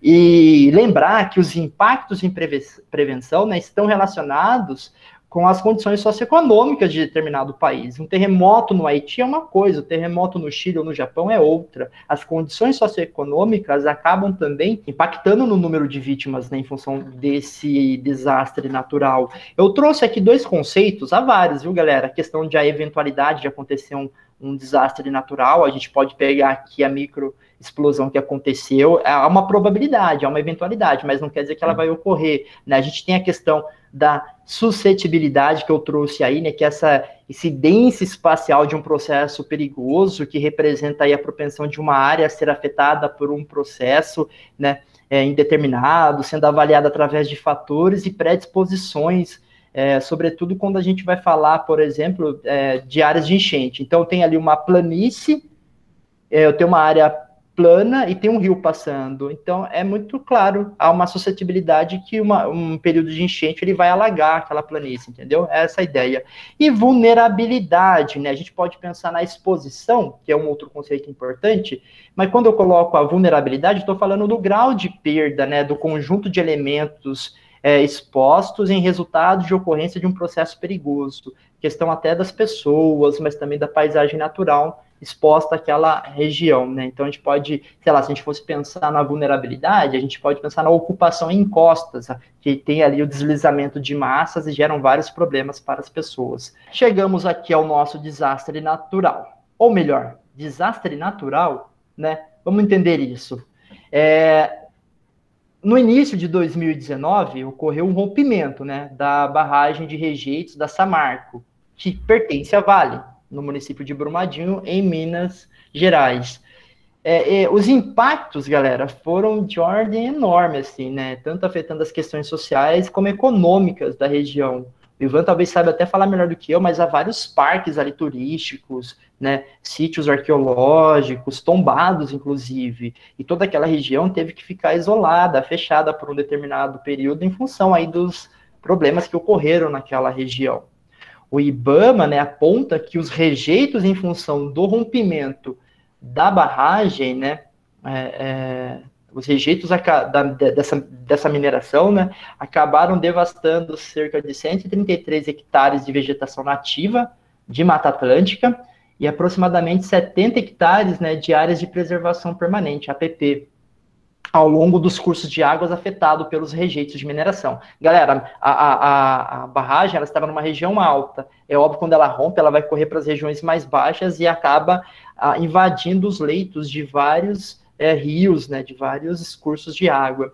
E aqui eu quero aproveitar o seguinte ponto, galera. A gente tem aqui claramente uma questão homem, né, o ser humano intervindo na paisagem. Eu tenho a natureza, porque tem uma estrutura geológica, tem todo o histórico aí que faz com que aquela região seja rica em recursos naturais. Essa mesma natureza, ela acaba sendo destruída em função aí de interesses econômicos. É a famosa relação homem-natureza e economia, né? Apesar que a gente pode juntar homem e economia numa mesma só, mas acho que dá para vocês entenderem essa ideia. E aqui, eu trouxe esse textinho porque ele está lá no caderno do aluno, né? O caderno do aluno do terceiro bimestre está na página 56. Eu fiz uma síntese aqui e trouxe aqui para vocês. Quem já retirou o material, dá uma olhada aí depois na página 56. Traz exatamente um texto tratando sobre esse assunto de Brumadinho. Mas a pergunta que eu deixo aqui, é um desastre natural isso? Não.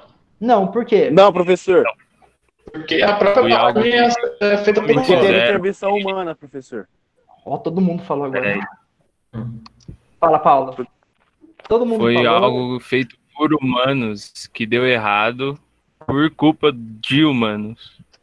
Porque naturalmente não existe uma barragem, não existe uma barragem. Exatamente. Foi alguém que construiu ali.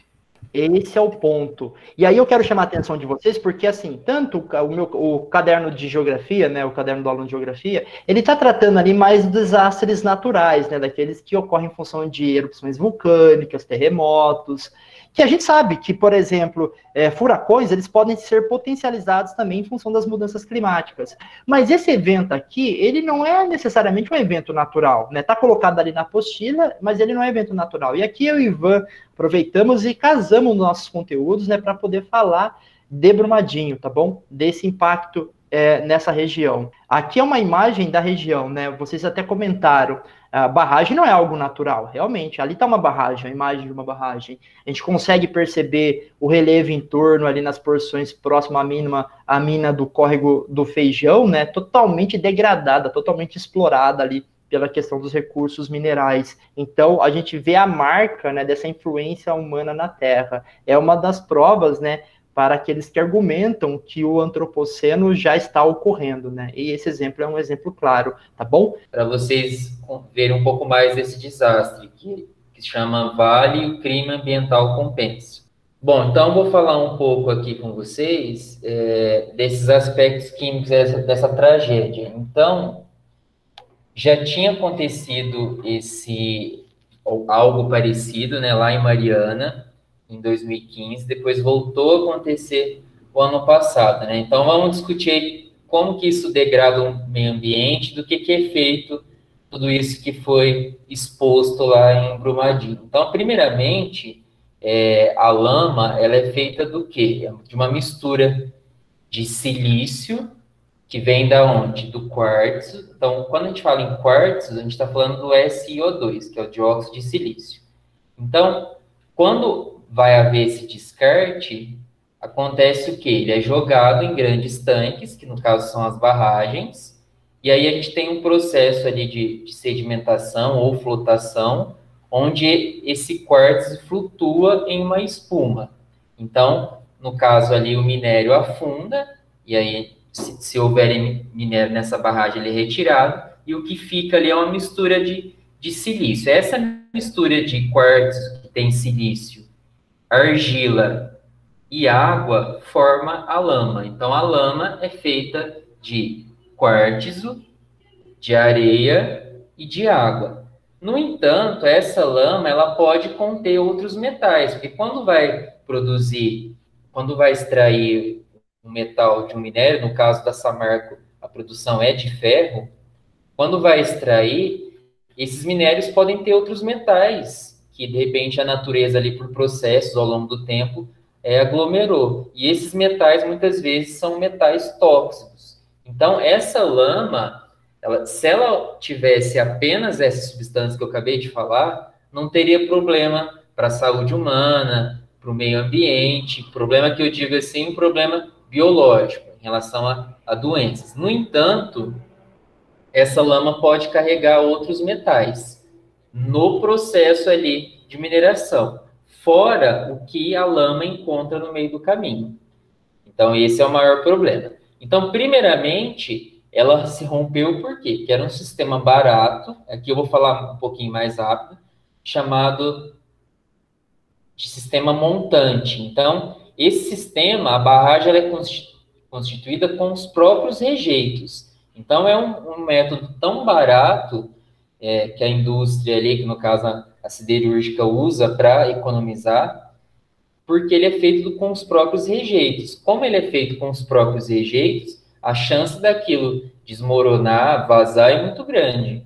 Então, por que a siderúrgica utiliza isso? Porque no Brasil a gente não tem uma fiscalização eficiente, não é interessante, e por isso o título desse vídeo aí que nós íamos passar se chama O Crime Ambiental Compensa. Como não tem uma fiscalização eficiente, então a siderúrgica vai procurar o método mais barato, sem se preocupar com o que pode acontecer com a natureza. O outro método, que é um método chamado jusante, é um método que já tem concreto, já tem argila segurando esses rejeitos. Então, repare aqui no desenho a diferença. Lá é em forma de degraus. Aqui não é em forma de degraus, é como se fosse uma pirâmide aqui. esse método fornece uma estabilidade melhor. Mas mesmo assim, como ele ocupa um grande espaço, ele acaba gerando desmatamento. Então, quando a gente pensa em barragem, a gente, infelizmente, não vai ver nenhuma preocupação ambiental ali. Vai ocorrer problemas ambientais. Só que o método melhor é esse, ou também existe um método que não tem no Brasil ainda, que é esse depósito de rejeitos a seco. Mas no Brasil não funcionaria muito, porque aqui a gente tem bastante chuva, né? Como o próprio nome diz, a seco precisa de um tempo bem ameno para facilitar essa barragem. Então, a maioria das siderúrgicas aqui no Brasil utilizam esse método mais barato. Então, por isso que pela segunda vez, né, infelizmente, aconteceu esse desastre aqui no Brasil causado pelo homem que o Marcelo tem falado aí, né? Então, aqui eu trouxe para vocês alguns resultados de relatórios, de pesquisas que as universidades fizeram analisando essa lama.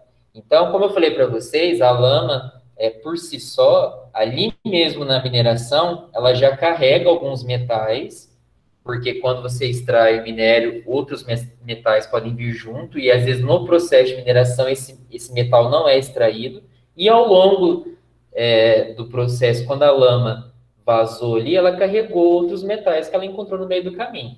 Então, por exemplo, segundo esse primeiro relatório aqui, no rio Paraopeba, que foi um dos rios mais atingidos, foram encontrados metais pesados. Quando a gente fala metal pesado, vem realmente de metal que tem uma massa atômica alta. Então, por exemplo, o cobre, símbolo Cu, cromo, Cr, manganês, foram encontrados nessa lama.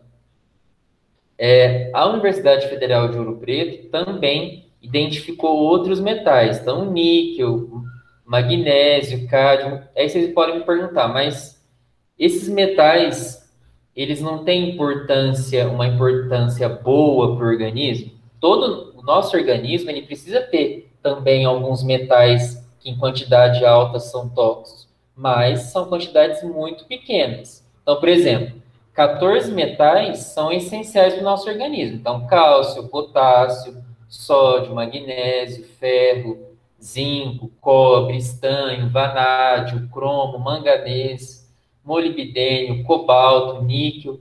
Todos esses são essenciais. Esses outros aqui, o zinco, cobre, cromo, níquel, eles também são fundamentais, só que em baixas concentrações. Infelizmente, nessa análise da lama, viu-se que já estava numa quantidade bem maior e que pode causar alguma toxicidade para o ser humano.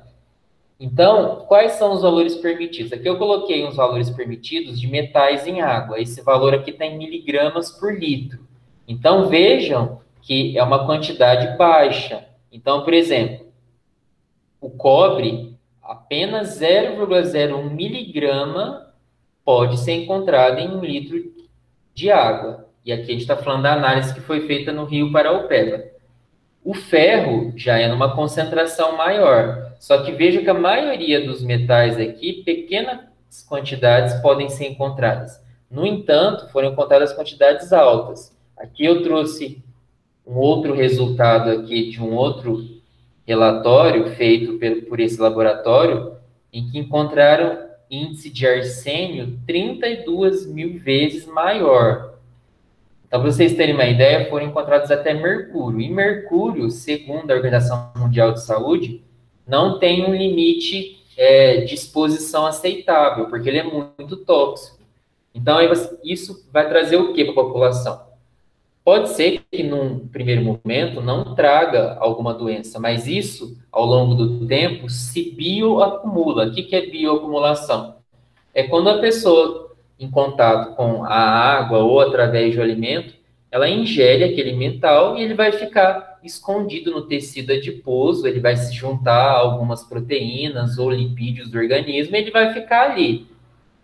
Com o tempo ele vai reagindo, promove uma reação química, promove outra, até que chega um momento que a pessoa, de repente, vai apresentar um certo tipo de câncer. Então, esses metais tóxicos, geralmente, eles causam câncer. Não só o câncer, mas também tem outras doenças associadas. mas com destaque aqui para o câncer. Então, geralmente, um metal pesado, se ele estiver fora dessa concentração aqui, quando eu digo fora, uma concentração superior, ele vai ter uma alta toxicidade instantânea, ou ele vai se bioacumular, e aí futuramente vai trazer algum prejuízo para a pessoa. Então, eu estou falando aqui da questão da ingestão, mas agora pensem no meio ambiente. Um peixe, ele engole uma certa quantidade de mercúrio. Consequentemente, esse peixe vai morrer, mas aí depois, se alguém, de repente, come algum peixe, esse peixe também vai estar intoxicado. Então, não é só para o ser humano, também para a natureza. Aqui eu até trouxe uma outra questão de um vírus que apareceu na região. Essa professora da UFOP aqui identificou esse vírus, chamado adenovírus, que traz problemas nas mucosas, conjuntivite, estômago, esôfago, intestino, e que se desenvolveu a partir da lama ali que foi descendo por toda a região. E também já foi encontrado arsênio, que é um metal tóxico, em frutas e tubérculos. Então, esse impacto ambiental, pessoal, ele é por décadas. Então, até que se extraia todos esses metais pesados da natureza, isso vai demorar 20, 30 anos. Então, é um impacto muito grave. Então, aqui, esses resultados aqui, um deles aqui, inclusive, é um resultado de Mariana, e depois a gente vai propor o trabalho para vocês, vocês vão entender que vocês vão poder também trabalhar com a tragédia de Mariana lá em 2015, acabou que essas duas tragédias elas estão se convergindo, né? Uma convergiu para a outra e aí virou uma mistura ali naquela região e provocando um impacto muito forte ambientalmente. Deixa eu ver. Então, agora eu acho que a gente pode propor o trabalho, Marcelo, que já são 3 horas, e aí o vídeo depois a gente recomenda que vocês vejam, né? Tá aqui nesse slide, é só digitar dessa maneira aqui no YouTube que vocês acham um vídeo de 10 minutos, e ele traz imagens ali, traz uma reflexão interessante. Vou colocar aqui no Deixa eu voltar lá. no chat. Pessoal, então o trabalho é um trabalho que vai valer nota aí para as duas disciplinas, Geografia e Química. Vocês vão poder fazer esse trabalho individual, em dupla, em trio, até 5 pessoas. Vocês vão entregar para a gente dia 6 de outubro e vocês vão produzir um audiovisual. Então, pode ser um vídeo, um podcast, um jornal, uma dramatização. Usem a criatividade. Vocês, nesse trabalho, vão explorar aspectos geográficos e químicas de um desastre ambiental. Então, a gente falou aqui do desastre de Brumadinho, mas a gente teve o quê? A gente teve o desastre de Mariana, que foi algo parecido lá em 2015. Tem bastante impactos aí para vocês pesquisarem sobre. A gente tem recentemente aí o derramamento de óleo nos mares, que inclusive, né, não acharam o culpado, né? Será por quê, né? Temos aí também os incêndios na Amazônia, incêndios no Pantanal que estão acontecendo, e também temos deslizamentos e desmoronamentos em encostas, secas, inundações. Vocês vão escolher uma tragédia e tentar explorar aspectos químicos e geográficos dessa tragédia. Na questão aí de geografia, acho que vai ficar mais claro para vocês como que vocês vão abordar isso. Na química, pode ser que vocês tenham uma certa dificuldade. Aí, por exemplo, se vocês escolherem um deslizamento e desmoronamento. Mas aí a gente pode discutir depois. Mas, por exemplo, se pensar em Mariana, eu falei bastante coisa aqui de Brumadinho, né? Em relação à toxicidade dos metais. Então, dá para explorar bastante coisa. Derramamento de óleo. Quando a gente fala de óleo, é pura química envolvida, então fica um pouquinho mais fácil. Questão dos incêndios, vocês vão pensar ali na combustão e na geração de gases, né? Então, na reação química de combustão e na liberação de gases para o meio ambiente. Daí, na questão do desmoronamento, dá para pensar no intemperismo químico, mas vocês podem escolher também. E a questão da inundação, eu acho que é um aspecto mais biológico, mais dá para pensar também um pouquinho de química. Eu acho que os primeiros desastres aqui, que vai dar para juntar um pouco mais de geografia e de química, mas aí a gente vai conversando e vocês vão tirando as dúvidas. Então, aqui tem os conceitos que podem estar envolvidos: ameaça, risco, vulnerabilidade, suscetibilidade, resiliência, desastre, as reações químicas envolvidas, a toxicidade dos elementos químicos envolvidos, ou bioacumulação, que eu acabei de falar, proveniente de algum metal pesado. Então, todos esses conceitos aqui vocês vão procurar em alguns desses desastres. E aí eu sugiro esses primeiros aqui, que vai ficar um pouco mais fácil. Então, vocês apontem as causas, as consequências, e aí a gente vai trabalhando isso nos próximos dias aí, se vocês forem tendo dúvidas. Isso, galera. E é bacana pensar nessa questão das causas, consequências, né, e medidas preventivas. E quando a gente coloca ali, né, realmente, eu coloquei ali desmoronamento de encostas, tal, secas, inundações. Se vocês escolherem esse tema, tentem achar as questões químicas, né? Eu pensei realmente, vai nessa questão do intemperismo químico, da questão da composição mineralógica ali, do solo, né, daquelas regiões de encostas. Secas, assim, a gente pode pensar também do aspecto físico-químico, né, e está relacionado com as queimadas, está muito relacionado. Os períodos de seca, aliás, estão relacionados com o período de queimadas. É só ver o que está acontecendo lá na Califórnia, mas também no Brasil. Eu queria só que o foco do trabalho fosse o Brasil, tá bom?